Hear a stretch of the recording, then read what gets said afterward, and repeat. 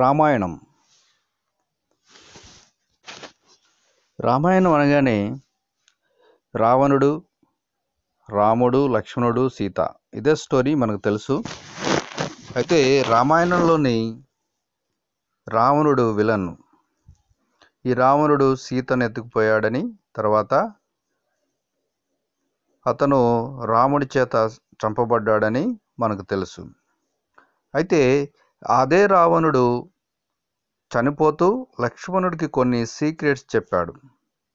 అవి 3 విషయాలు చెప్పాడు. ఆ సీక్రెట్ ఏంటంటే జీవితానికి సంబంధించినవి. ఆ జీవితానికి సంబంధించిన సీక్రెట్స్ ఏంటో మనం కూడా తెలుసుకుందాం. రామాయణంలో మనం రావణుడి గురించి చెప్పుకుంటే అతను రాక్షసుడు, జనాలను పీడించేవాడు, సీతను అపహరించుకుపోయిన మృగాడు అని చెబుతూ ఉంటారు. అది నిజమే.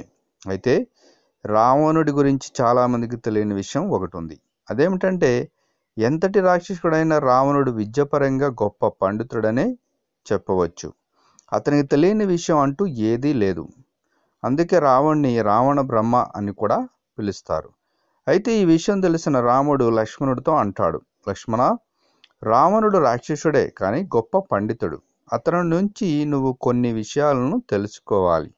వాటిని తెలుసుకొని రా అంటాడు. దీంతో అన్న మాటలను ఆలకించిన లక్ష్మణుడు వినయంగా రావణుడి వద్దకు వెళ్ళి తన అన్న చెప్పిన మాటలను అతనితో చెబుతాడు.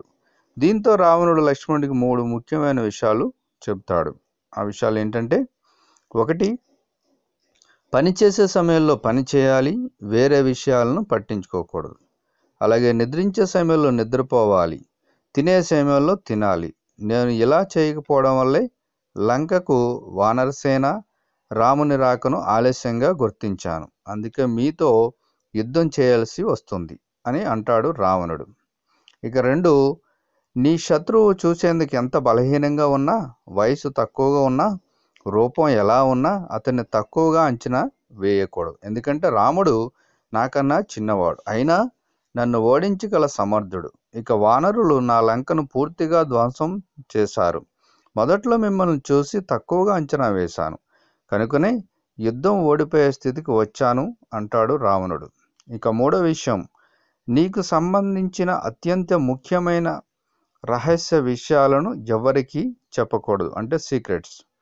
ఆఖరకు నీ సొంత కుటుంబ సభ్యులు, స్నేహితులు కూడా వాటిని చెప్పరాదు. ఎందుకంటే నా తమ్ముడైన విభీషణుడికి నా చావు రహస్యం చెప్పాను. అది రాముడికి తెలిసింది కనుక నేను ఖచ్చితంగా చనిపోతా. కాబట్టి అలాంటి ముఖ్యమైన రహస్యాలను ఎవరికి చెప్పరాదు అని ఇలా రావణుడు లక్ష్మణుడికి అతి ముఖ్యమైన జీవిత రహస్యాలను చెప్పాడు. సో ఫ్రెండ్స్, దీన్ని బట్టి మనకు తెలిసింది ఏంటంటే మన జీవితంలో కూడా మనం ఇలా ఉండాలి అని గొప్ప పండితుడైన రావణుడి నుంచి మనం నేర్చుకోవచ్చు.